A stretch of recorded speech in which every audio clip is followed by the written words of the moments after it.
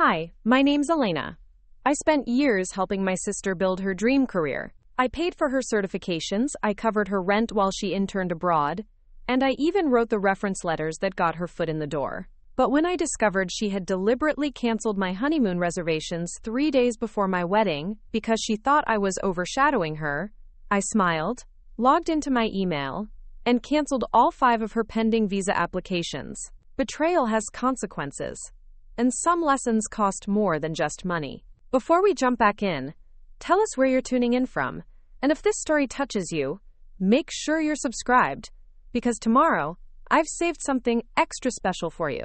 I remember staring at my laptop screen that Thursday afternoon, my wedding dress hanging on the closet door, just a few feet away. The cursor blinked accusingly as I refreshed the hotel booking page for the 5th time. The message remained unchanged. No reservation found.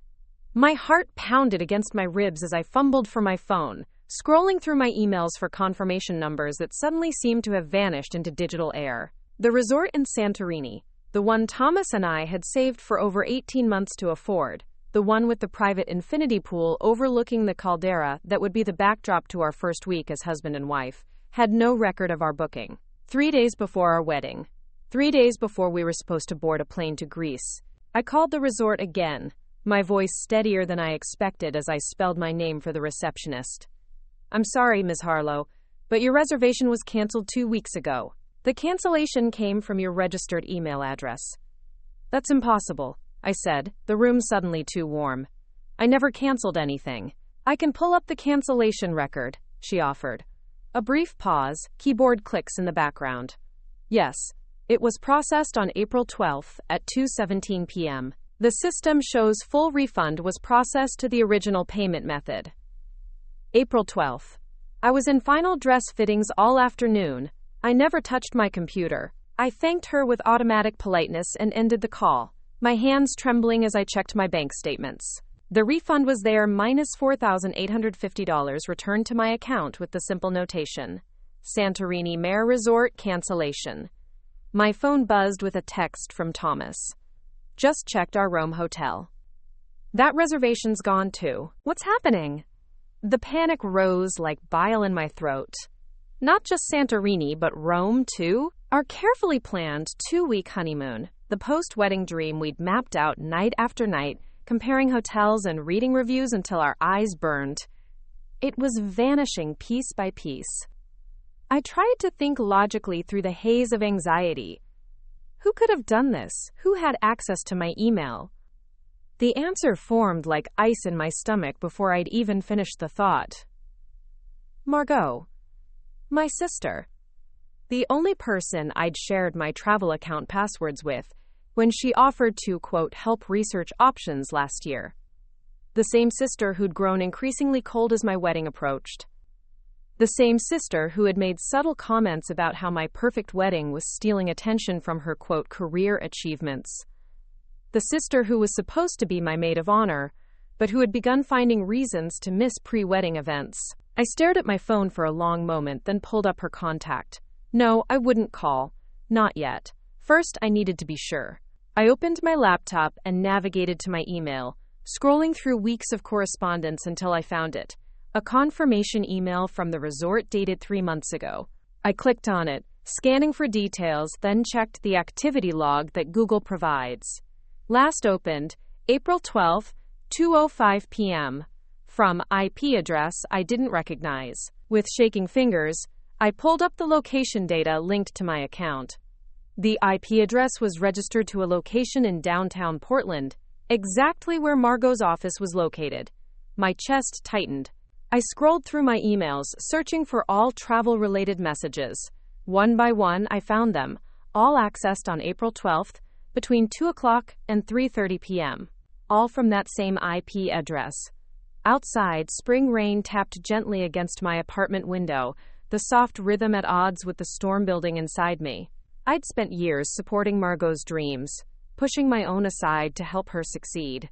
When our parents couldn't afford to send both of us to college at once, I deferred my acceptance so she could go first. When she needed money for her master's program application fees, I picked up weekend shifts at the cafe. When she wanted to apply for positions abroad, I stayed up late helping her polish her resume and cover letters. I had never asked for thanks. That's what sisters do, I thought. We lift each other up. The betrayal burned, not because she'd taken something from me, but because she'd done it deliberately, methodically, knowing exactly what this honeymoon meant to Thomas and me. My phone buzzed again. Thomas. Should we look for alternatives? Not many options left this close to departure. I didn't respond immediately. My mind was already racing ahead to what this meant. The lost deposits for activities we'd booked, the scramble to find new accommodations during peak season, the disappointment that would taint our wedding day knowing our honeymoon plans had collapsed. My wedding was in 3 days. 3 days that should be filled with joy and anticipation, not panic and betrayal. Preparing and narrating this story took us a lot of time, so if you are enjoying it, subscribe to our channel. It means a lot to us. Now back to the story. I closed my eyes, trying to center myself. That's when I remembered something else. Something important. Margot had asked me just last week to review her latest visa applications. She was applying for work permits in 5 different countries. Ambitious plans to expand her consulting career internationally. She'd given me her login information so I could check the documents she'd uploaded, make sure everything was in order. You've always been better at this stuff than me, she'd said, the compliments sliding easily from her lips. I trust your judgment. My fingers hovered over my keyboard. The rain intensified outside, a sudden downpour that matched the darkness spreading through my thoughts. I thought about calling her, confronting her. I imagined her denial, then perhaps a reluctant confession followed by some excuse about how my wedding was triggering for her, how she felt overshadowed, how she'd acted impulsively. I'd heard versions of those excuses before, always accepted them, always forgave. Not this time. I navigated to the international visa application portal she'd shared with me and logged in using her credentials. There they were. 5 pending applications for work visas in Germany, Singapore, Canada, Australia, and the UK. Months of preparation, professional recommendations, documentation of her expertise. Her entire future plan laid out in digital form. All of them listed in process, awaiting final submission. She hadn't fully submitted them yet. She was waiting for my review, my approval. My finger traced the edge of my trackpad as I considered what to do. The old Elena would never have dreamed of retaliating. The old Elena would have swallowed her hurt, scrambled to fix the honeymoon problem, probably even made excuses for Margot's behavior. But the woman sitting in that apartment, 3 days from her wedding, with her honeymoon in ruins, wasn't the old Elena anymore. I clicked on the first application, Germany. My eyes scanned the page until I found what I was looking for. Withdraw application. A confirmation dialog appeared. Are you sure you want to withdraw this application? This action cannot be undone. I hesitated for just a moment, remembering all the times I'd sacrificed for Margot. All the times I'd put her needs first. All the times I'd convinced myself that her success was partly mine because I'd helped her achieve it. Then I remembered the calculated precision with which she'd destroyed something precious to me. I clicked confirm. One by one, I withdrew each application. Germany, Singapore, Canada, Australia, the UK. With each confirmation, I felt a strange calmness settle over me. This wasn't about revenge. It was about consequences. For once, Margot would experience the sharp sting of having her plans dismantled by someone she trusted. When I finished, I logged out, closed my laptop, and finally replied to Thomas. We'll figure something out, I promise. I didn't tell him about Margot yet. I didn't tell him what I'd done. That conversation could wait until after the wedding. For now, I needed to salvage what I could of our honeymoon plans. The next morning, I woke early, determination replacing yesterday's shock. I made coffee, stronger than usual, and settled at my kitchen table with my laptop. If Margot thought she'd ruined our honeymoon, she was wrong. Different, yes. Ruined, no. As I searched for last-minute options, my phone lit up with a text. Margot. Hey, have you had a chance to look at my visa applications? The deadlines are coming up. I stared at the message, a bitter laugh escaping my lips. The audacity was almost impressive. I set the phone down without replying and continued my search. By noon, I'd cobbled together a new itinerary. Not Santorini and Rome, but a coastal tour of Portugal. Different, but still beautiful. Not what we'd dreamed of, but it would be ours. As I was booking the final hotel, my phone rang. Margot again. I let it go to voicemail. 5 minutes later, another call. Then another. Then a string of increasingly panicked texts. Elena, are you okay? Please call me ASAP. Something's wrong with my applications. They're all showing as withdrawn. Did you see anything wrong when you checked them? I finished the booking, confirmed the reservation, and only then picked up my phone to read her messages.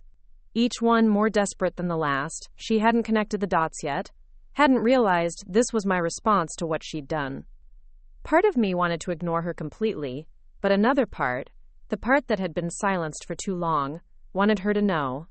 Wanted her to understand that actions have consequences, that my forgiveness wasn't infinite, that the sister she'd taken for granted had finally found her limit. I typed a single response. Weird. Same thing happened to my honeymoon reservations. Then I silenced my phone, put it in a drawer, and went to pick up my wedding dress from its final alterations. The boutique was quiet that afternoon. Just me and the elderly seamstress, who had spent hours perfecting every stitch of the gown I would wear in 3 days. As she helped me try it on one last time, making minute adjustments to the bustle, I caught sight of myself in the 3-way mirror. I looked different somehow. My posture straighter, my eyes clearer. The woman in the mirror wasn't just a bride-to-be. She was someone who had finally drawn a boundary, who had said enough, after years of saying, "It's fine." "You look beautiful," the seamstress said, stepping back to admire her work. Like a woman who knows her own mind. I smiled at her reflection in the mirror. "Thank you. I think I finally do." When I returned home, I found 3 missed calls from my mother and a voicemail that made my stomach clench. "Elena, what's going on?" Margot just called me sobbing about her visa applications being withdrawn. She said you were the only one with access. "This doesn't sound like you, honey. Call me back." Of course Margot had called our mother. Of course she'd cast herself as the victim. The familiar pattern threatened to pull me back into our old dynamic. Margot creates a problem. I get blamed. I apologize to keep the peace. Not today. I called my mother back, my voice steadier than I expected. "Mom, did Margot mention that she canceled all my honeymoon reservations? The ones Thomas and I saved for over a year to afford?" Silence on the other end of the line. Then, "What? No, she didn't say anything about that." "Ask her about it," I said simply. "And when you've heard her explanation, call me back if you still think I should apologize." I ended the call before she could respond, surprising myself with my own directness. For years, I'd been the mediator, the peacekeeper, the one who smoothed things over to keep everyone happy. It felt strange to stand my ground.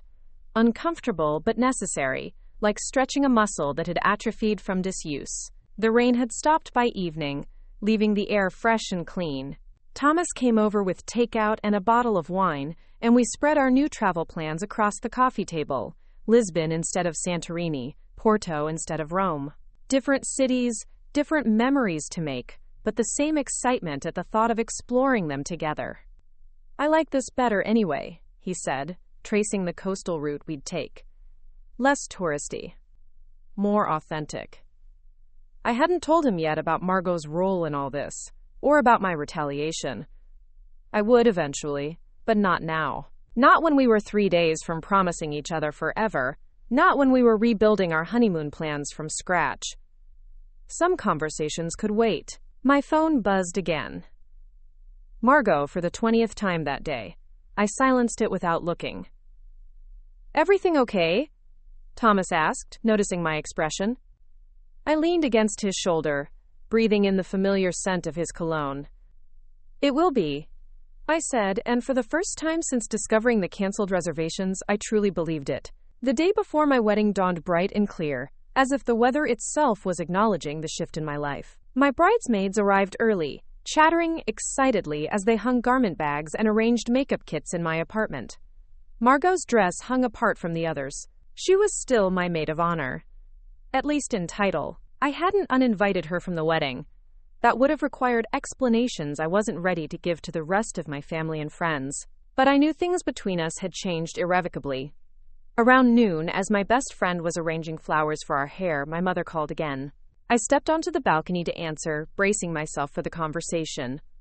"I talked to Margot," she said without preamble. She admitted what she did. I waited, saying nothing, giving her space to continue. She said she was feeling overlooked, that your wedding was getting all the attention when she had just received recognition for her work. She said she didn't think it through, that she was going to tell you after the wedding so you could rebook everything. The justification was so perfectly Margot. The impulsive action, the self-centered reasoning, the plan to fix it that conveniently came after she'd already caused the damage. "And what did you say to her?" I asked, my voice neutral. My mother sighed heavily. I told her she was wrong, that what she did was inexcusable. The validation was unexpected, a warm current against the cold tide of betrayal I'd been swimming in. "Thank you," I said softly. "But Elena," my mother continued, her voice dropping to a whisper, "did you really cancel all her visa applications? Those were important to her career." And there it was, the subtle shift back to Margot's needs, Margot's feelings, Margot's future. As if my actions existed in a vacuum, disconnected from what had provoked them. "Yes," I said simply, "I did. Couldn't you have found another way to address this? This seems so vindictive." I leaned against the balcony railing, watching a pair of sparrows hop along the edge of a nearby rooftop. "Mom, for my entire life I've put Margot first. I've supported her, defended her, made excuses for her. I've never asked for recognition or thanks. But this time, she deliberately tried to ruin one of the most important moments of my life. So yes, I made sure she understood exactly how that feels." "She's devastated," my mother said, as if that should move me. "I was devastated too," I replied. "The difference is, I didn't call you crying about it. I fixed it myself, just like I always do." The silence stretched between us, heavy with unspoken realizations. Finally, my mother spoke again, her voice softer. "You're right. I've always expected more from you because you've always given more." That wasn't fair. It wasn't a full acknowledgement of the years of imbalance between my sister and me, but it was something. A crack in the family narrative that had cast me as the strong one, the capable one, the one who didn't need protection or concern because I could handle anything. "Margot wants to come early tomorrow, before the ceremony," my mother said, "to talk to you." I told her I'd ask if that's okay. I thought about it, weighing the potential for drama against the possibility of resolution. Not forgiveness. I wasn't ready for that. But perhaps a reckoning that was long overdue. "She can come," I said finally, "but tell her to be prepared for honesty." After hanging up, I rejoined my bridesmaids, sliding back into the joyful bubble of pre-wedding festivities. We drank champagne, tried different hairstyles, laughed at old stories. For those few hours, I set aside thoughts of Margot and lost honeymoons and withdrawn visa applications. Tomorrow, I would marry the man I loved, and nothing, not even my sister's betrayal, would dim that joy. That evening, after everyone had left and I was alone in my apartment for the last time as a single woman, I opened my laptop and checked my email. There, buried among well wishes and last-minute wedding details, was a message from Margot. Subject: "I'm sorry." The email was long, full of explanations and justifications woven through apologies. She wrote about feeling overshadowed, about the timing of my wedding coinciding with her professional recognition, about acting impulsively and immediately regretting it. She wrote about planning to tell me after the wedding, about having set aside money to help us rebook everything at better resorts. It was, in many ways, exactly what I'd expected. A carefully crafted narrative that acknowledged wrongdoing while subtly minimizing responsibility. The final paragraph, though, surprised me. "I understand why you canceled my visa applications. I deserved it. For years, you've supported my dreams while I've taken yours for granted. I never thought about what your wedding and honeymoon meant to you because I was too focused on myself. I'm not asking for forgiveness right now. I know I haven't earned it. But I am asking for a chance to be better, To finally be the sister you've always been to me. I read the email twice, searching for the manipulation hidden between the lines. But for once, Margot's words seemed genuine, or at least, as genuine as she was capable of being. I didn't respond. Tomorrow would be time enough for words between us. Tonight was for looking forward, not back. I closed my laptop, turned off the lights, and slipped into bed. Through the window, stars punctuated the clear night sky, each one a pinpoint of possibility. Tomorrow, I would become Elena Harlow Carter. Tomorrow, I would begin a new chapter with Thomas by my side. And maybe, just maybe, tomorrow would also be the beginning of a new relationship with my sister, one built on honesty and boundaries rather than sacrifice and resentment.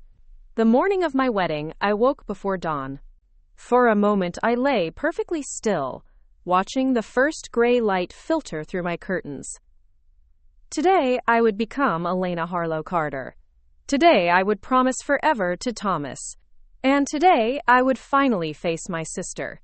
I made coffee in the quiet apartment, savoring these last peaceful moments alone. My wedding dress hung on the closet door, catching the early light like a promise. Despite everything, the ruined honeymoon plans, Margot's betrayal, the frantic rescheduling, I felt strangely calm. Perhaps it was because I had finally stood my ground after years of yielding. Perhaps it was because, for once, I had demanded consequences instead of offering forgiveness. The doorbell rang at precisely 8 a.m. I knew who it was before I even checked the peephole. Margot always had perfect timing, even when she was about to face the music. I opened the door, and there she stood. My sister, my maid of honor, my lifelong antagonist, dressed in casual elegance. Her eyes were rimmed with red, her makeup understated. She carried a small gift bag in one hand. "Can I come in?" she asked, her voice lacking its usual confidence. I stepped aside wordlessly, letting her enter. The apartment felt smaller with her in it, as if her presence consumed more oxygen than it should. "I brought you something," she said, holding out the gift bag. I took it, not out of eagerness, but to move this conversation along. Inside was a jewelry box containing a pair of sapphire earrings. Elegant, expensive, exactly my taste. "You're something blue," she explained. "I had them custom-made 3 months ago." I closed the box and set it on the coffee table.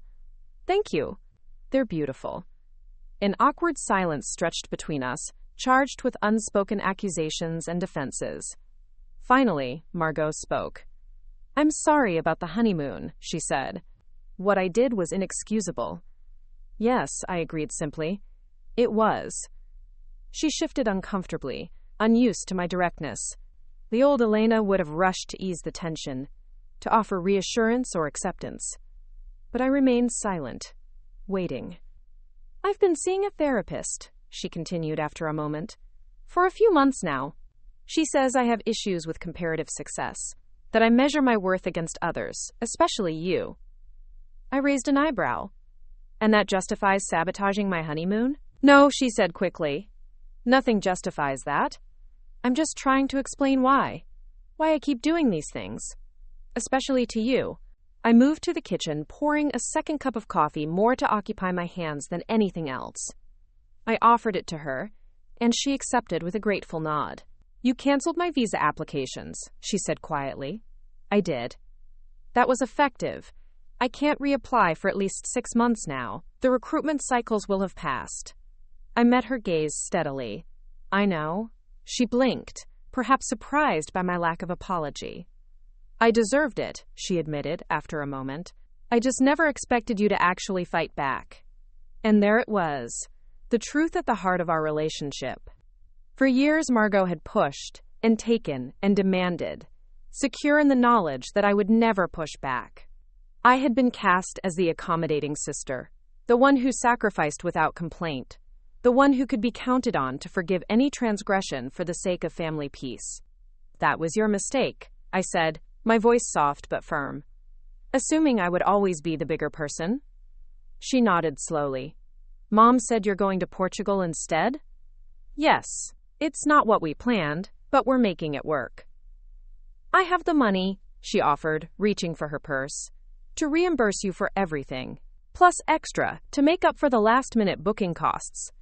I considered her offer. The money would help, certainly. But accepting it felt like giving her an easy out, a way to purchase absolution without addressing the deeper patterns between us. Keep your money, I said finally. But I want something else from you instead. She looked up, wary. What? The truth.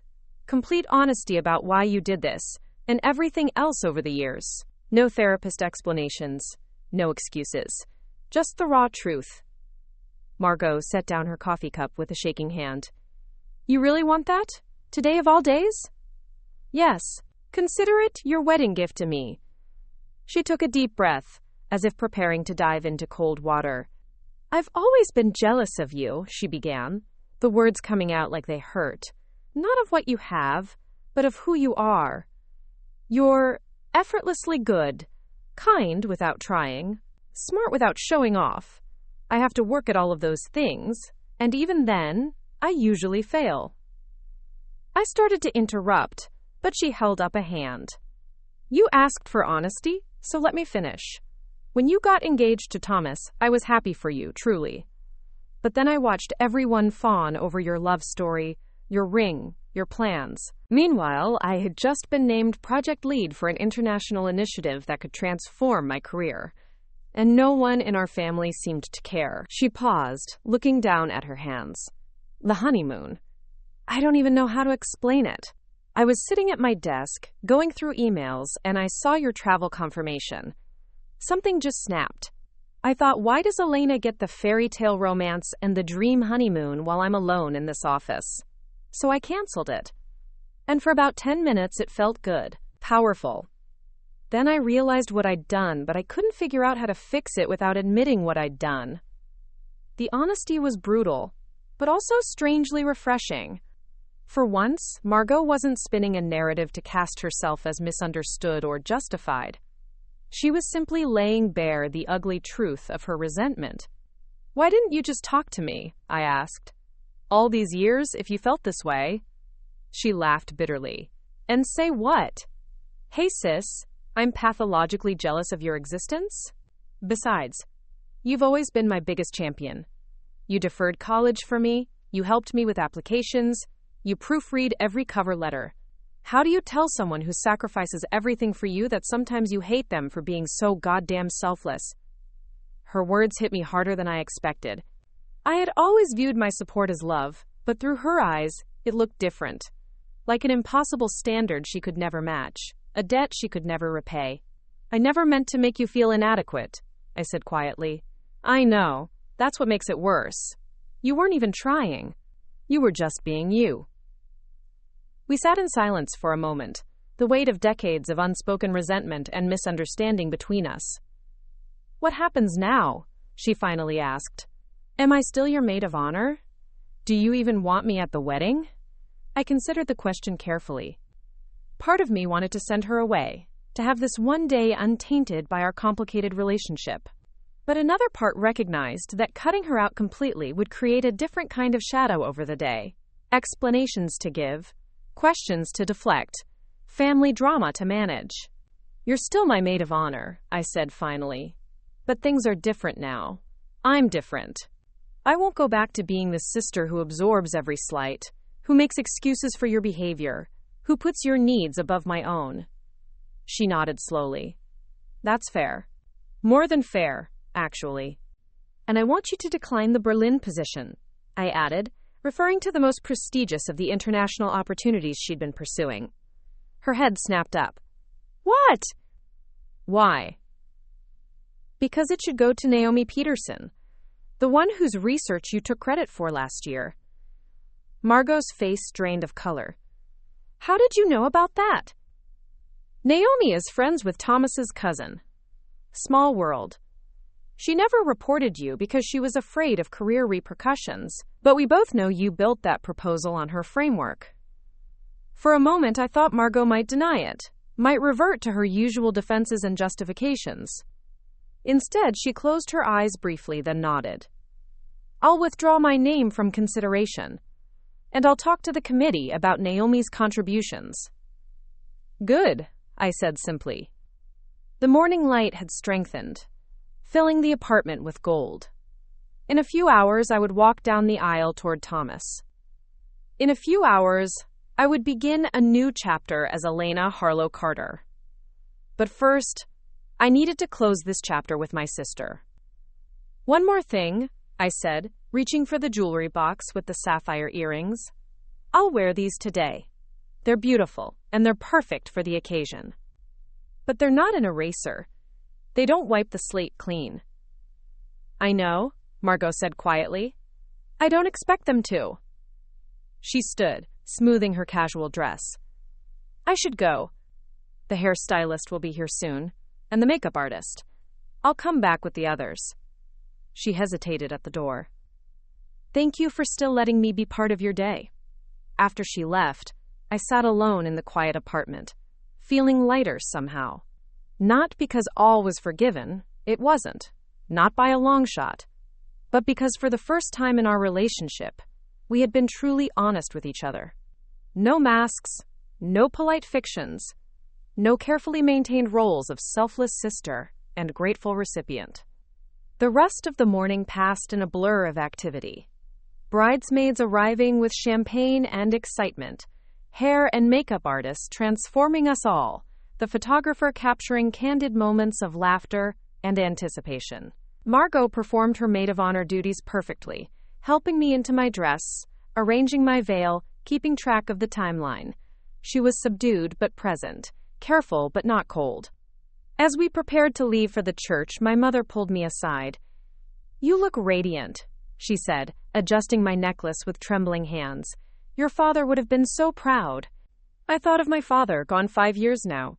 How he had always seen the dynamics between Margot and me with clear eyes, even when my mother had been blind to them.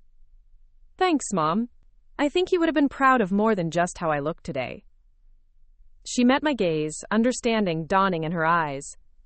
Yes, she said softly. He always said you had a spine of steel beneath all that kindness. I think he'd be proud to see you finally using it. The ceremony was everything I had dreamed it would be. The church filled with fragrant spring flowers, sunlight streaming through stained glass, music swelling as I walked down the aisle on my uncle's arm. Thomas's face when he saw me, a mixture of awe and love and certainty, made every difficult moment leading up to this day worthwhile. We exchanged our vows with steady voices, promising to love and support each other through whatever life might bring. When the minister pronounced us husband and wife, the kiss we shared felt like a beginning and a culmination all at once. At the reception, Margot gave her maid of honor speech. I had wondered what she would say, how she would navigate the complex emotions between us while fulfilling this traditional role. I've known Elena her entire life, she began, champagne glass raised. And in all that time, I've never met anyone with a bigger heart or a stronger sense of justice. She paused, meeting my gaze across the room. My sister taught me what true strength looks like. Not the kind that dominates or demands, but the kind that stands firm in its truth. The kind that holds others accountable because it believes they can be better. A murmur ran through the crowd. This wasn't the typical lighthearted wedding toast they had expected. Thomas, she continued, turning to my new husband, you're getting not just a wife today, but a partner who will always see the best in you while challenging you to live up to it. Elena doesn't just love with her heart. She loves with her integrity, her honesty, and her unwavering belief in doing what's right. She raised her glass higher. To Elena and Thomas, may your marriage be built on the foundation of truth and respect that you both deserve. The guests applauded, unaware of the deeper meanings layered within her words. But Thomas looked at me questioningly, sensing something significant had transpired. I squeezed his hand, a silent promise to explain later. The rest of the reception unfolded in a whirl of dancing, cake cutting, and joyful celebrations. As the evening wound down, Thomas and I prepared to leave for our wedding night at a luxury hotel before catching our flight to Lisbon the next morning. Margot approached us as we were saying our goodbyes. I have something for you, she said, handing Thomas an envelope. It's not a replacement for what I ruined. It's just a start, Thomas looked to me and I nodded for him to open it. Inside was a voucher for a private sunset sailing cruise in Lisbon Harbor, complete with dinner and champagne. I researched your new itinerary, Margot explained. This was one of the highest-rated experiences. I thought it might be a good first night in Portugal. Thank you, Thomas said, still clearly confused by the undercurrents he was sensing. That's very thoughtful. I met my sister's gaze. It is thoughtful and appreciated. She nodded, understanding the measured acceptance in my words. This wasn't forgiveness, not yet, but it was acknowledgement of her effort to make amends.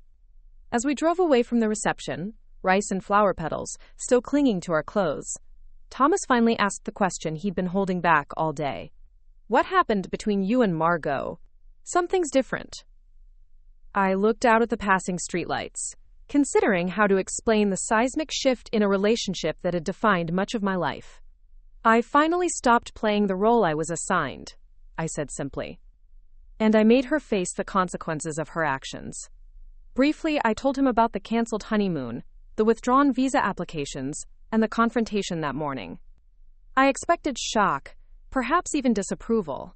Thomas had always known me as the peacemaker, the one who smoothed over conflicts rather than creating them. Instead, he reached for my hand, bringing it to his lips. I'm proud of you, he said. Setting boundaries isn't selfish, it's necessary. His understanding washed over me like a wave, validating the new version of myself I was still learning to recognize. This man, who had promised to stand beside me through whatever life might bring, was already making good on that vow. That night, in our hotel suite with its view of the city lights, I stood by the window reflecting on the day. Not just the wedding, which had been beautiful despite, or perhaps because of, the honest reckoning that had preceded it, but the shift in my own sense of self. For so long, I had measured my worth by what I gave to others, especially to Margot. I had confused self-sacrifice with love, enabling with support. I had allowed myself to be used because it was easier than confronting the imbalance in our relationship. But true strength wasn't in endless giving. It was in standing firm in my own truth. It was in saying no when necessary, in holding others accountable, in demanding the respect I deserved. Thomas joined me at the window, wrapping his arms around my waist from behind. What are you thinking about, Mrs. Harlow Carter? I leaned back against him, savoring the warmth of his embrace and the new name that represented this fresh chapter in my life. I'm thinking that sometimes the strongest thing you can do is stop carrying everyone else's burdens, I said, and that I'm excited to start this new life with someone who doesn't see my kindness as a weakness to exploit. He turned me to face him, his expression serious. Your kindness is one of the things I love most about you, but so is your courage, especially when it comes to standing up for yourself. Later that night, as Thomas slept beside me, I checked my phone one last time before our early flight. There was a text from Margot. I submitted my withdrawal from the Berlin position, and I contacted the committee about Naomi's contributions. You are right. She deserved recognition. I'm not asking for forgiveness, just letting you know I'm trying to be better. Have a beautiful honeymoon. You deserve every happiness. I didn't respond. Not yet. Words were easy. Consistent actions were what mattered now. But I saved the message, a digital marker of what I hoped might be the beginning of a healthier relationship with my sister. In the morning, as we prepared to leave for the airport, I put on the sapphire earrings Margot had given me, not as a symbol of forgiveness granted, but as a reminder of boundaries established and respect demanded. They caught the light as I turned my head, glinting with possibility, not just for my honeymoon or my marriage, but for a new way of engaging with the world from a place of strength rather than sacrifice. The taxi arrived to take us to the airport, and as we drove away from the hotel, I didn't look back. Portugal awaited, different from the Santorini dream we'd planned, but promising its own adventures and memories. More importantly, I was heading toward this future as a version of myself. I was finally proud to be a woman who could love deeply without losing herself, who could be kind without being taken advantage of, who understood that healthy relationships required boundaries as well as compassion. The morning sun broke through the clouds as we neared the airport, casting everything in a clear golden light. I reached for Thomas's hand, intertwining our fingers. "Ready for our adventure?" he asked, smiling at me with such love that my heart swelled. "More than ready," I replied, and I meant it in every possible way. Portugal embraced us with warm winds and azure skies as our plane touched down in Lisbon. Thomas squeezed my hand as we stepped onto the tarmac, the Mediterranean sun kissing our faces like a welcome. This wasn't Santorini with its whitewashed buildings and infinity pools, but it held its own magic. Terracotta rooftops cascading down to a glittering sea, narrow cobblestone streets promising adventure around every corner.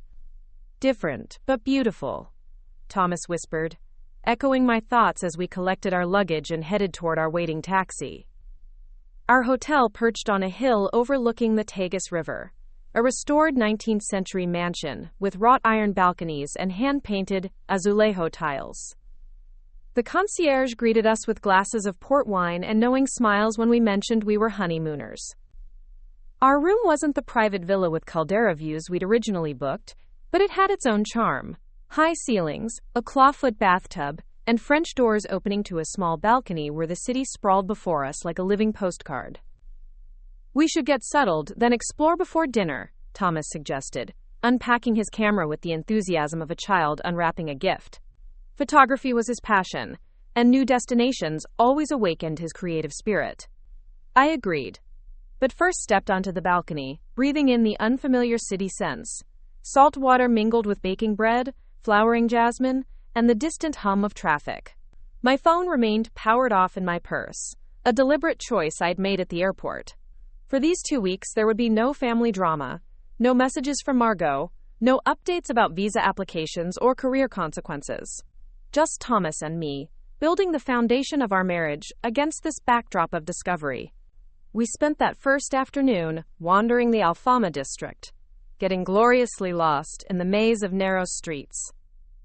Thomas photographed everything.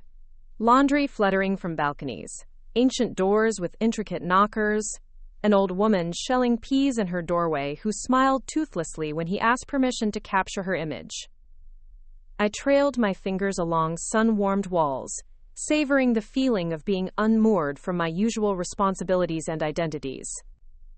Here, I wasn't Elena the reliable sister, or Elena the peacemaker. I was simply Elena, newlywed explorer, woman coming into her own strength. That evening, we embarked on Margot's sailing cruise gift. The yacht was intimate, just us and 3 crew members, gliding across the harbor as the setting sun transformed the water into liquid gold.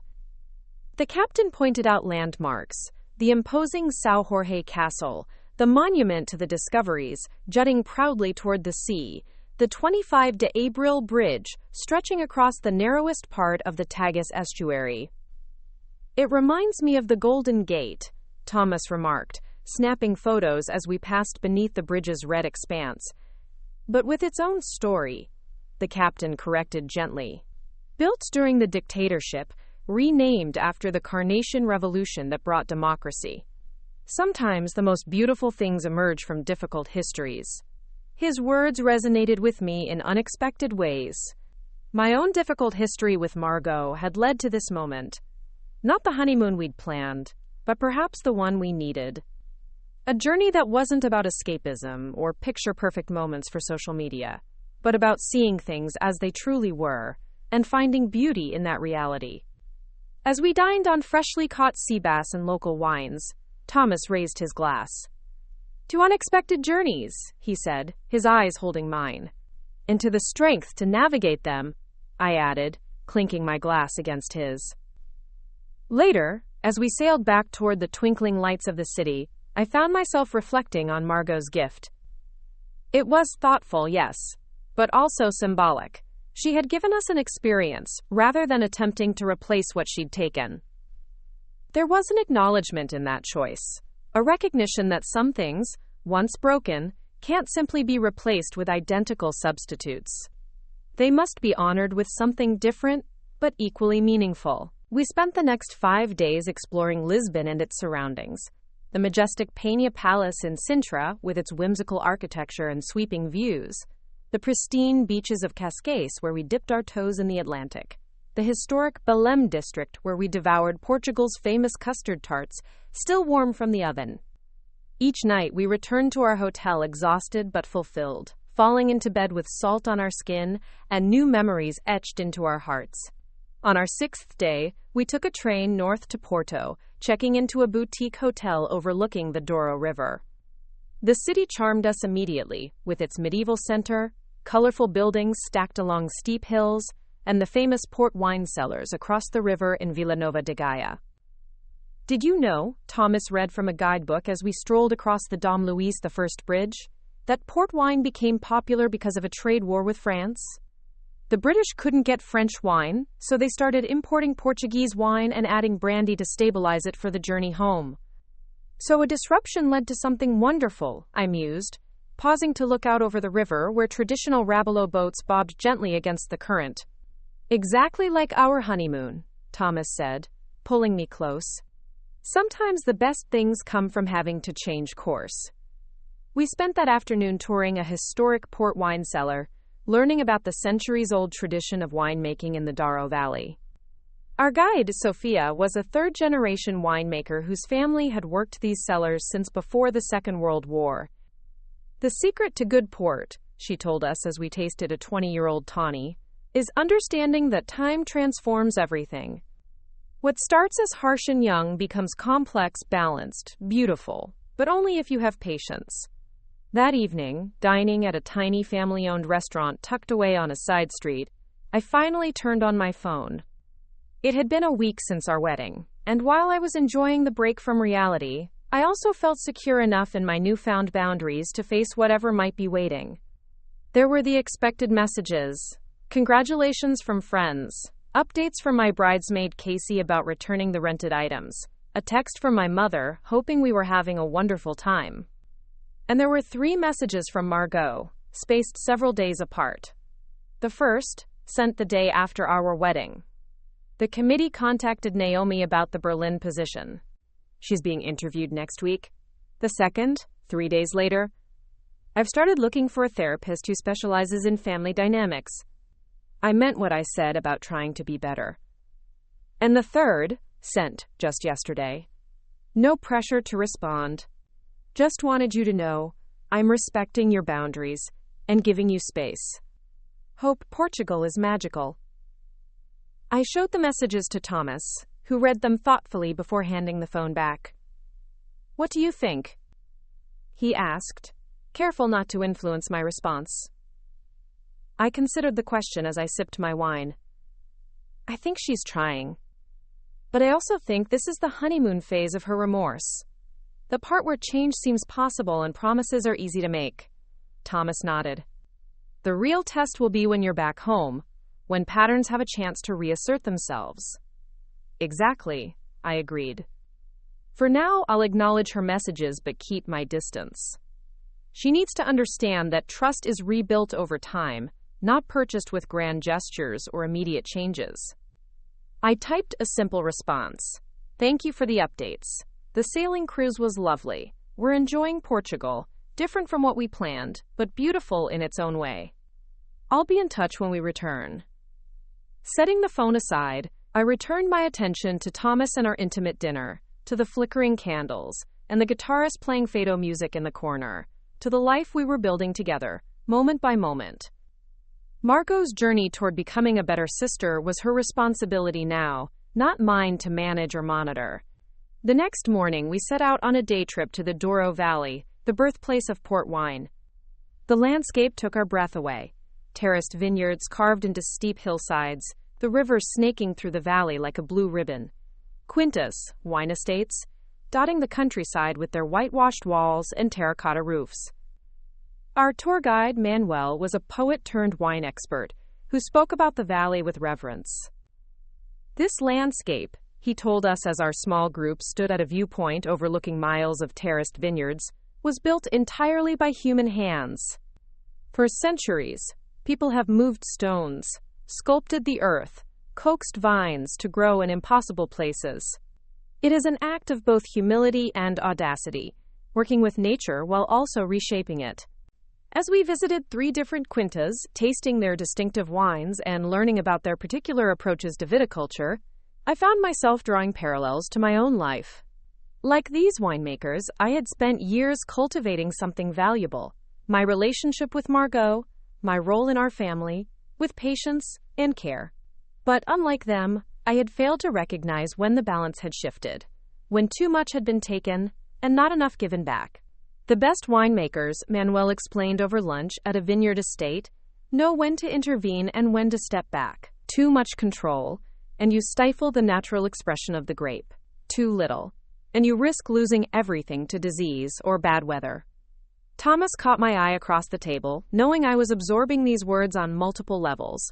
He raised his glass subtly, a private toast to the wisdom I was gathering not just about wine, but about life and relationships.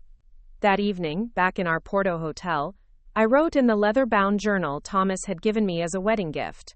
It was becoming a record not just of our honeymoon adventures, but of my evolving thoughts about family, boundaries, and self-worth. Perhaps the art of living well, I wrote, is not so different from the art of making wine. It requires knowing when to work hard and when to let things unfold naturally. When to protect what matters and when to cut away what doesn't serve you. When to be patient and when decisive action is needed. Most of all, it requires recognizing that transformation is constant, inevitable, and potentially beautiful if we have the courage to guide it with wisdom rather than fear. The remaining days of our honeymoon passed in a blend of exploration and relaxation. We drove along the coast, staying in small fishing villages where the catch of the day became our dinner. We hiked to remote beaches accessible only by foot, marveling at the dramatic cliffs and crystal-clear waters. We spent a day in a tiny medieval town where an elderly woman invited us into her home to show us how she made traditional Portuguese lace, her gnarled fingers working with impossible precision and speed. Throughout it all, I felt myself settling more deeply into this new version of Elena, a woman who could receive generosity without feeling obligated, who could state her needs without apology, who recognized her own worth independent of others' validation. It wasn't that I had become someone different. Rather, I had finally given myself permission to be who I had always been beneath the accommodating exterior.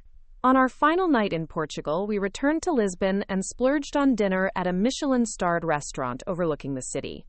Dressed in the one formal outfit I'd packed, a midnight blue dress that matched my sapphire earrings, I felt a confidence that went beyond appearance. It was the quiet assurance of someone who had faced a pivotal challenge and emerged stronger, clearer about her own boundaries and values. "What are you thinking?" Thomas asked as we lingered over dessert, the lights of the city twinkling below us like earthbound stars. "I'm thinking about how different this honeymoon was from what we planned," I said, "and how perfect it was anyway. Not despite the change, but because of what the change represented." He reached across the table for my hand. "Which was a reclaiming of power," I said simply. "A declaration that my happiness matters, that actions have consequences, that love doesn't mean endlessly accommodating bad behavior." Thomas smiled, his eyes reflecting the candlelight. "I've always known who you are, Elena. Strong, compassionate, principled. But I think maybe you're finally seeing it too." The flight home felt like crossing a threshold, not just from vacation back to everyday life, but from one chapter to another. As the plane descended toward familiar territory, I thought about what awaited us. Returning to work, setting up our new apartment together, navigating family dynamics with my newly established boundaries. Margot had texted once more during our trip, sharing that Naomi had been offered the Berlin position and had accepted it. "She deserved it," Margot had written. "I'm learning to be happy for other people's success without feeling diminished by it." It was a small thing, perhaps, but significant. An acknowledgement of the very pattern that had driven her to sabotage my honeymoon, and a stated commitment to changing it. I didn't know if she could sustain this growth, if the deeper patterns of our relationship could truly be transformed. But for the first time, I wasn't making her change my responsibility. Her journey was her own, just as mine was mine. Our apartment welcomed us with the staleness of 2 weeks' absence.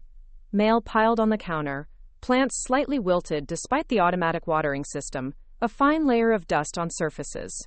But it also held promise. Wedding gifts still in their boxes. Blank walls waiting for the photos from our honeymoon. Empty spaces we would fill together over the years to come. As we unpacked, sorting laundry and arranging souvenirs, I came across the jewelry box containing the sapphire earrings from Margot. I had worn them almost every day in Portugal, partly because they were beautiful and matched most of my outfits, but also as a daily reminder of my new boundaries. Taking them out now, I placed them in my jewelry box alongside other meaningful pieces. My grandmother's pearl necklace, the delicate gold bracelet Thomas had given me on our first anniversary of dating, the watch my father had left me in his will. "Will you see Margot this week?" Thomas asked, noticing what I was doing. "Yes," I said after a moment's consideration. "I think it's time, not to return to how things were, but to start establishing what things will be going forward." 3 days later, I met Margot for coffee at a neutral location, a quiet cafe halfway between our respective workplaces. She arrived first. I could tell from her too casual posture and the empty cup already in front of her. Always early when nervous. She stood when she saw me, a tentative smile on her face. "Thanks for meeting me," she said, as I sat down across from her. "How was Portugal?" "Beautiful," I replied, setting down my bag. "Different from what we'd planned, but exactly what we needed." She nodded, accepting both the literal meaning and the subtext. "I've been thinking about you a lot while you were gone." "About us, really?" I ordered a cappuccino from the server who approached, then gave Margot my full attention. "And what have you been thinking?" She took a deep breath. "That I've been competing with you our entire lives, but you never even knew we were racing. That I resented your goodness, because it made my own shortcomings more obvious. That I took advantage of your forgiveness, because it was easier than changing." Her honesty surprised me, not just the content, but the directness. The old Margot would have couched these admissions in justifications or subtle blame. "I've thought a lot about us too," I said as my coffee arrived. "About how I enabled patterns that hurt both of us. How I confused sacrifice with love. How I let fear of conflict keep me from setting necessary boundaries." Margot nodded slowly. "So, where do we go from here?" It was the question I'd been contemplating throughout my honeymoon, during quiet moments watching the Portuguese sunset or walking along ancient cobblestone streets.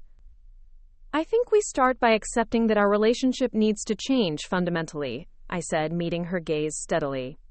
"Not just small adjustments or temporary fixes after conflicts, but a complete reassessment of how we interact."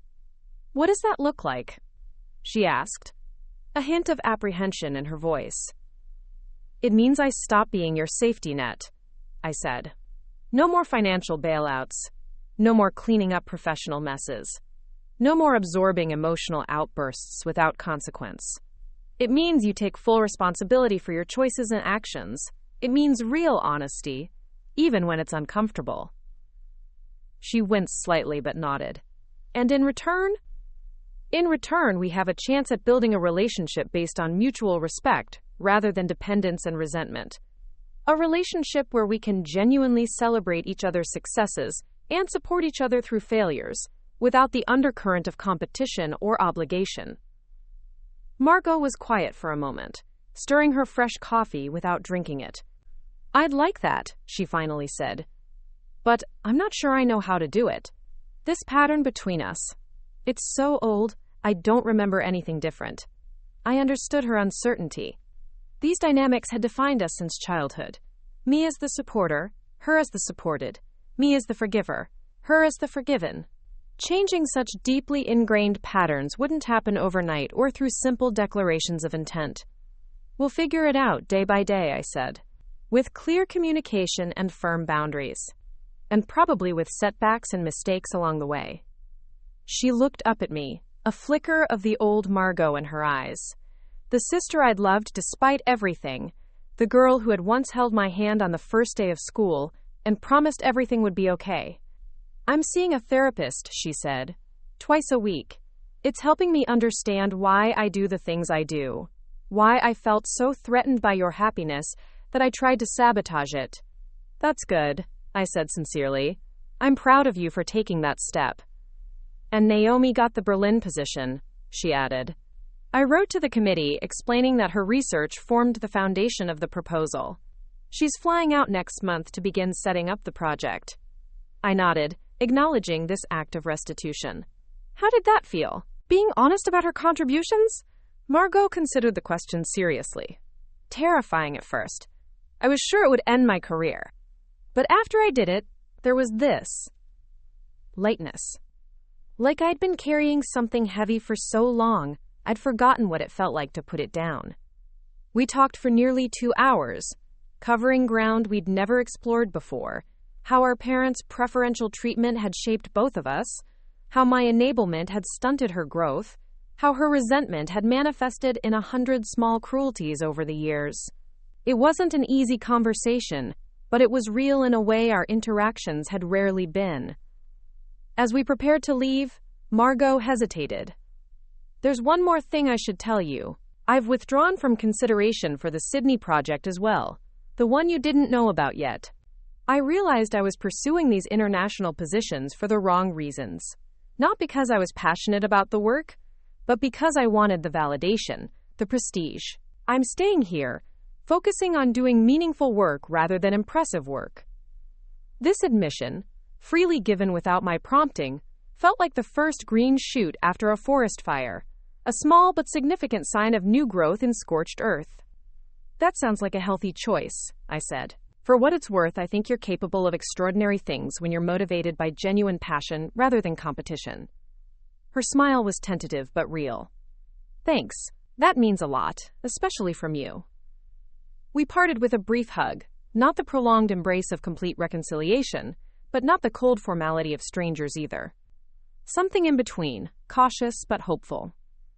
As I walked back to my office, I felt lighter than I had in years, not because all was forgiven, or because I believed Margot had been magically transformed by our confrontation, but because I had finally stepped into my own power, establishing boundaries that protected my well-being, while still leaving room for growth and healing in our relationship. The sun broke through the clouds as I reached my building, casting everything in clear, revealing light. I paused for a moment, turning my face upward to feel its warmth. In Portugal, a wise vineyard owner had told us that the best grapes grow not in perfect conditions, but in soil that forces them to struggle a little, to send their roots deeper, to draw strength from adversity. Perhaps relationships were the same way. Perhaps the difficult truth was better than the comfortable lie, the honest confrontation more valuable than the peaceful facade. Perhaps Margot and I would build something stronger from these broken pieces than we ever could have from maintaining our dysfunctional status quo. I couldn't know for certain what the future held for us, but I knew who I was now. A woman who valued herself enough to demand respect, who recognized that love without boundaries wasn't love at all but codependence, who understood that sometimes the greatest act of compassion was holding others accountable for their actions. And that knowledge, that clarity, was worth every difficult moment of the journey that had brought me here. 6 months after my wedding, I stood in our apartment kitchen arranging canapes on a serving platter, while Thomas uncorked wine bottles and arranged glasses in neat rows. The autumn light filtered through our windows, casting a golden glow over the space we'd carefully created together. Walls adorned with framed photos from Portugal, shelves holding treasures from weekend antiquing trips, the comfortable lived-in feeling of a home rather than just a place to sleep. Nervous? Thomas asked, sliding his arms around my waist from behind and resting his chin on my shoulder. I considered the question while arranging the last of the stuffed mushrooms. Not nervous exactly. Cautiously optimistic. Tonight would be the first time we'd hosted both families together since the wedding. My mother, my Aunt Claire, my cousin Rebecca and Margot, Thomas's parents, his brother James, and sister-in-law Vanessa. A deliberate gathering to celebrate our 6-month anniversary and our recent news. I was 8 weeks pregnant. The doorbell rang precisely at 7. Thomas's family was always punctual, a trait I'd come to appreciate over the years of knowing them. His mother, Catherine, bustled in with a bouquet of autumn flowers and a homemade apple pie, while his father, Robert, followed with a case of Thomas's favorite craft beer. James and Vanessa arrived with their 3-year-old daughter Lily, who immediately demanded to be shown the room where Uncle Thomas keeps his camera stuff. The apartment filled with their warm energy, Catherine insisting on helping in the kitchen despite my protests, Robert examining our new bookshelves with approving nods, Lily's peals of laughter as Thomas showed her how the aperture of a camera lens opened and closed like a blinking eye. "Your sister confirmed she's coming, right?" Catherine asked as she rearranged my carefully placed canapés into a more artistic pattern. She'd never directly commented on the tension between Margot and me at the wedding, but I knew she was observant enough to have noticed. "Yes," she texted earlier. "She's bringing someone, a colleague from work." Catherine raised an eyebrow but didn't pry. Instead, she squeezed my shoulder gently. "I'm glad. Families should be together for celebrations." 20 minutes later, the doorbell rang again. I opened it to find my mother, elegant as always in a cashmere sweater and pearls, Aunt Claire with her trademark oversized art jewelry, and cousin Rebecca, who immediately enveloped me in a lavender-scented hug. "Where's my favorite niece?" Claire called out, though I was her only niece. It was our long-standing joke. "Helping Thomas entertain Lily," my mother explained, handing me a gift bag. "Claire, come help me with these appetizers." Catherine's probably rearranged them all by now. As my mother and aunt headed toward the kitchen, their friendly rivalry with Catherine over hospitality skills, a constant source of amusement, Rebecca lingered in the entryway with me. "Margot's downstairs," she said quietly. "Parking. She seems different." Rebecca had always been perceptive, the family member most attuned to undercurrents and unspoken tensions. She'd been the first to notice when things started going sideways with Margot years ago, gently warning me that my sister's jealousy was intensifying in ways I hadn't recognized. "Different good or different concerning?" I asked, arranging wine glasses on the sideboard. "Different better, I think. More grounded. Less performative." She tilted her head thoughtfully. "Actually, she reminds me of you."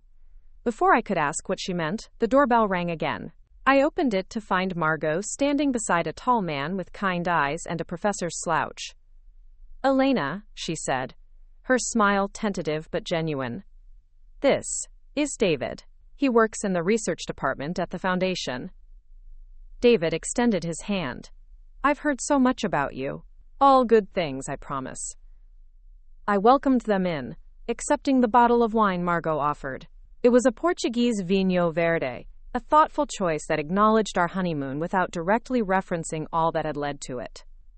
A silent acknowledgement of our shared history, without dwelling on the painful parts. The evening progressed more smoothly than I dared hope. Our families blended well, finding common ground in debates about movies and books, sharing stories about Thomas and me that had us alternately laughing and cringing. David turned out to be a perfect addition, intelligent without being pretentious, funny in a quiet way that balanced Margot's more intense energy. I noticed how he gently redirected conversations when they veered toward potentially competitive territories, his hand occasionally resting on Margot's arm as if grounding her. After dinner, as everyone migrated to the living room with dessert plates and coffee cups, I found myself alone in the kitchen with Margot for the first time that evening. She was rinsing plates before loading them into the dishwasher, a simple gesture of helpfulness that the old Margot would have considered beneath her. "David seems wonderful," I said, picking up a dish towel to dry the serving platters. She smiled, a genuine expression that reached her eyes. "He is. We've been dating for 3 months. He's patient. Doesn't put up with my drama, but doesn't judge me for it either." I nodded, understanding exactly what she meant. The right partner sees your flaws clearly, but loves you through the process of addressing them. Not enabling, not condemning, just accompanying. "The foundation work seems to be going well," I ventured. After our coffee shop conversation 6 months ago, Margot had made a significant career shift, leaving her high-pressure corporate consulting role for a position with a nonprofit focused on educational access for underprivileged youth. The salary was lower, the prestige factor diminished, but the meaning quotient exponentially higher. "It's the best decision I've ever made," she said, her voice quiet but certain. "For the first time, I feel like my work matters beyond my resume or bank account. These kids, they're so brilliant, Elena. They just need someone to remove the barriers." She paused, her hands stilling in the soapy water. like you did for me all those years. Except I'm trying to be worthy of the support, not take advantage of it. The comparison caught me off guard, not because it wasn't apt, but because it revealed a level of self-awareness I hadn't expected. The Margot of a year ago would never have drawn this parallel, never have acknowledged how she'd misused my support. I'm proud of you, I said simply, meaning it. Not because you're doing what I would do, but because you're doing what fulfills you authentically. She dried her hands on a kitchen towel, turning to face me fully. There's something else I want to tell you. I've been waiting for the right moment.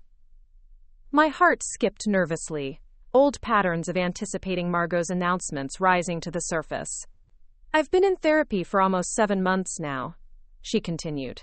Not just the twice-weekly sessions I mentioned before, but intensive work with someone who specializes in childhood trauma and family systems. I nodded encouragingly, unsure where this was leading. Last month, we started working specifically on making amends.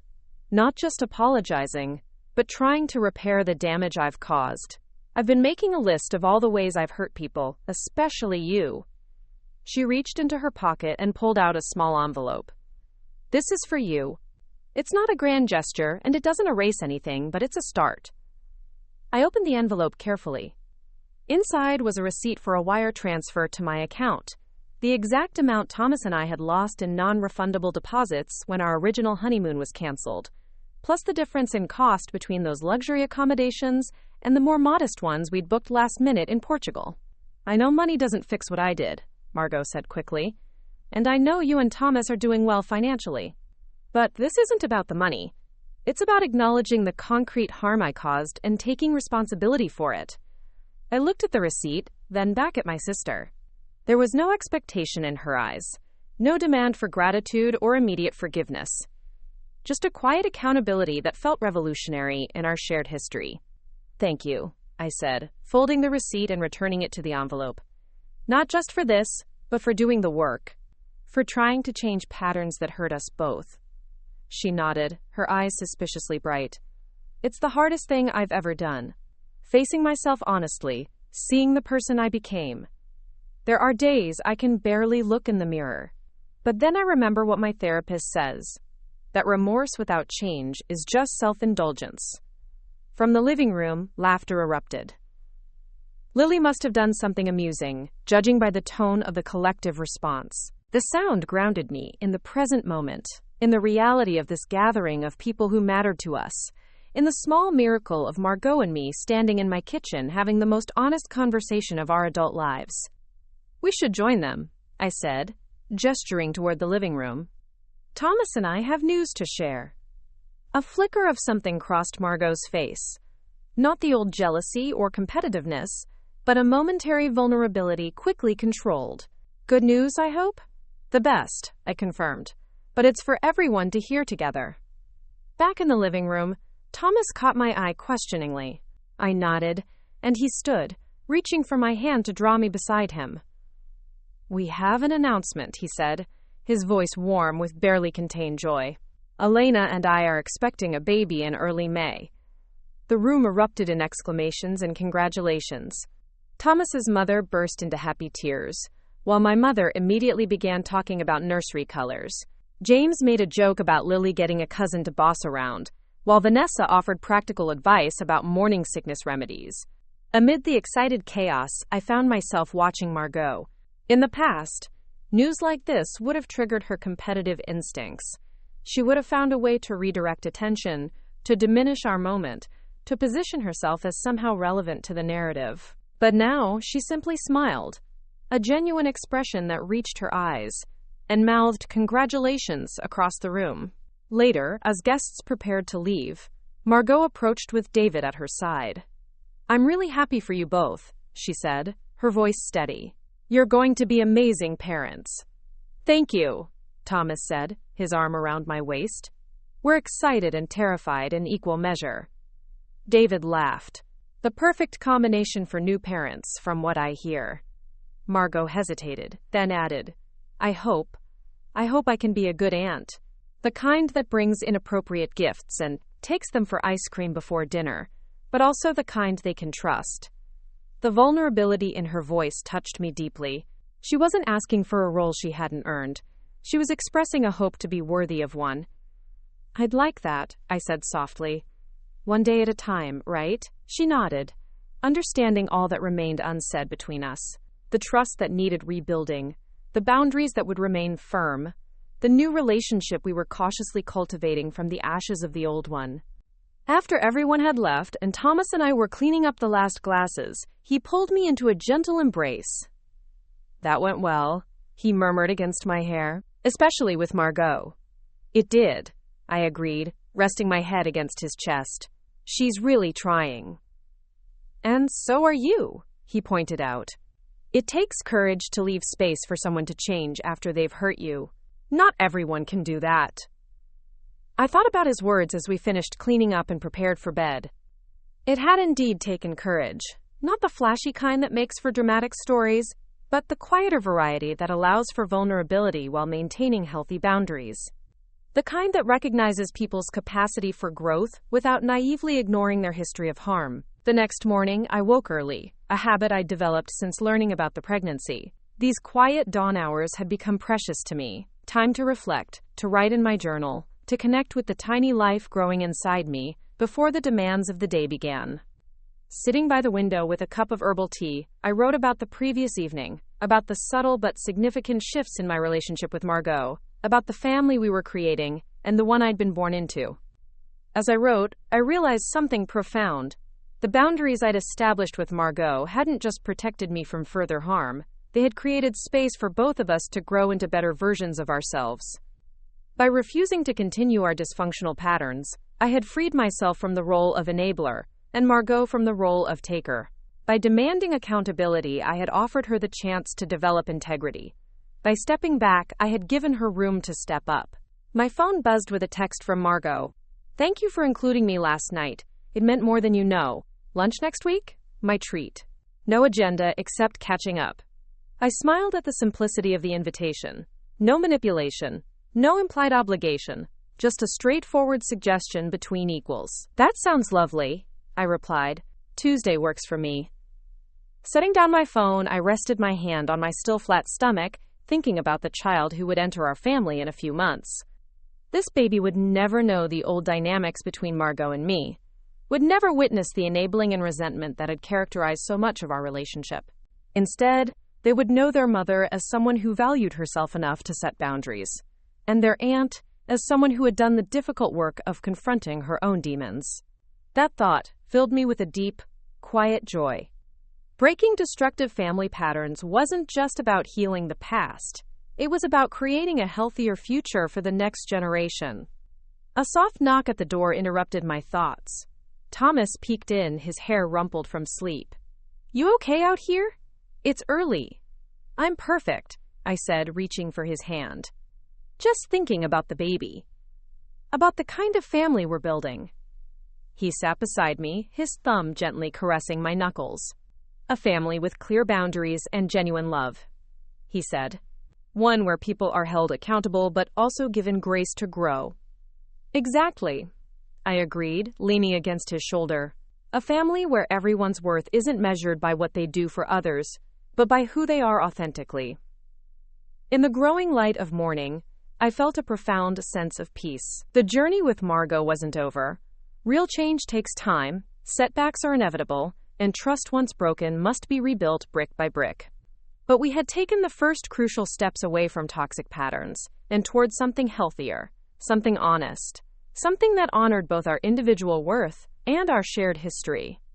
3 weeks later, I sat across from Margot at a small cafe near my office, watching as she described a breakthrough with a particularly challenging student at the foundation.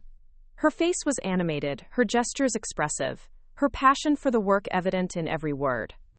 This wasn't the carefully curated performance of the old Margot, designed to impress or compete.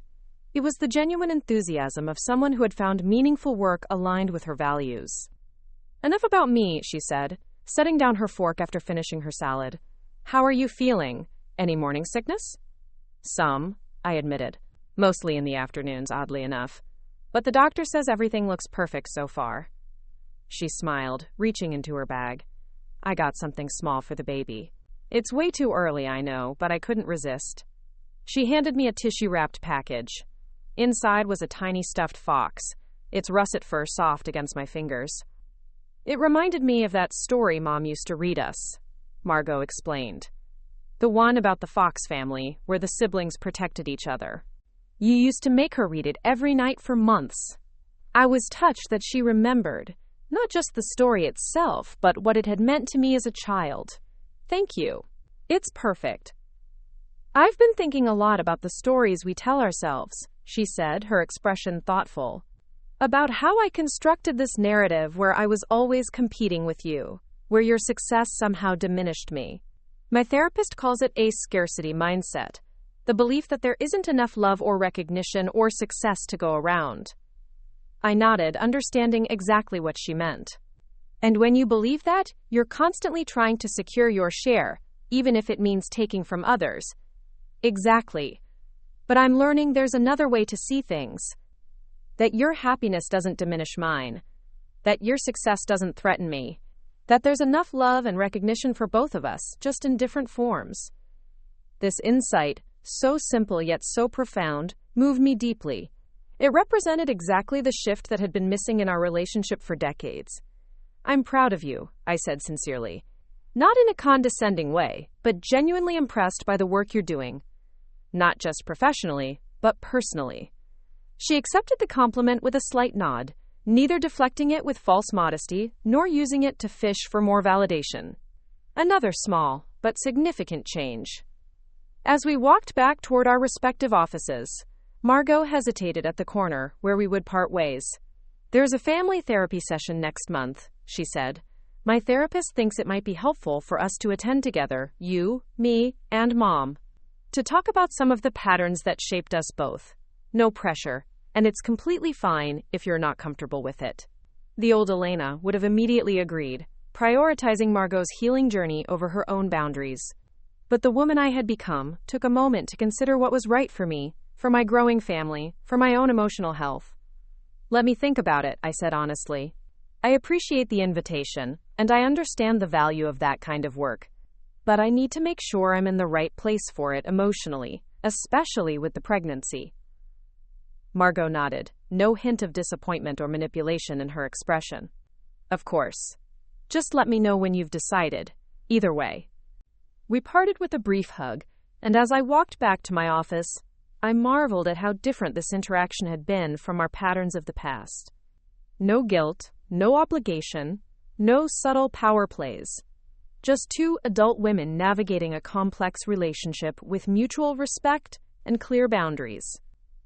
That evening, as Thomas and I sat on our balcony watching the sunset paint the sky in shades of pink and gold, I told him about Margot's invitation to family therapy.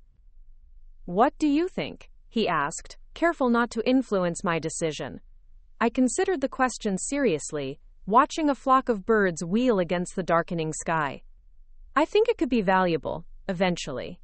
But not right now, not during first trimester when I'm already feeling emotionally vulnerable. I need to protect my peace during this time. He nodded, squeezing my hand. That sounds like a healthy boundary. The amazing thing is, I continued, Margot accepted that boundary without question. No guilt trip, no manipulation, no making it about her disappointment. Just respect for my decision-making process. That's significant progress, Thomas observed. For both of you. He was right, I realized. Margot's growth was evident in her ability to respect my boundaries, but my own growth was equally apparent in my ability to establish them without guilt or apology. We were both evolving, finding our way toward a healthier relationship not by ignoring the past, but by learning from it. Later that night, I sent Margot a text. I've thought about the family therapy invitation. I'm not ready for that step yet. Need to focus on staying centered during first trimester. But I appreciate the invitation and am open to considering it later in the year. Her response came quickly. Completely understand. Your well-being comes first, especially now. The invitation remains open whenever/if ever you feel it would be beneficial. No pressure at all. I showed the exchange to Thomas, who smiled. Now that, he said, is what healthy communication looks like. As I prepared for bed that night, I caught my reflection in the bathroom mirror and paused, studying the woman looking back at me. I saw someone who had learned that standing up for herself wasn't selfish but necessary, that boundaries weren't walls but vital definitions of self, that true strength lay not in endless giving, but in knowing when to say, enough. I placed my hand gently on my stomach, thinking about the legacy I wanted to pass on to this child. Not just material possessions or opportunities, but the emotional inheritance of self-worth and healthy boundaries. By standing firm when Margot canceled our honeymoon, by taking the difficult step of canceling her visa applications in return, I had not only reclaimed my own power, but also helped set in motion changes that might eventually heal our family's broken patterns. Your mother has learned some valuable lessons, I whispered to the tiny life growing within me, and I promise to share them with you, that your worth is inherent, not earned through sacrifice, that love without respect isn't really love at all, that sometimes the kindest thing you can do for someone is hold them accountable, and that it's never too late to break destructive patterns and build something healthier in their place.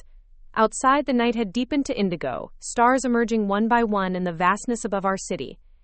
I thought about how far Margot and I had come in less than a year, from the devastating discovery of her betrayal to this cautious rebuilding of trust on new, more solid foundations. The journey hadn't been linear or perfect, and we still had a long way to go.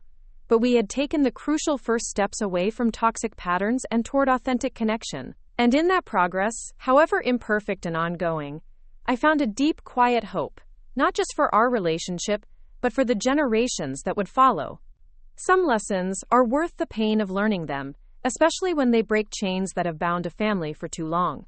Up next, you've got 2 more standout stories right on your screen. If this one hit the mark, you won't want to pass these up. Just click and check them out. And don't forget to subscribe and turn on the notification bell so you don't miss any upload from us.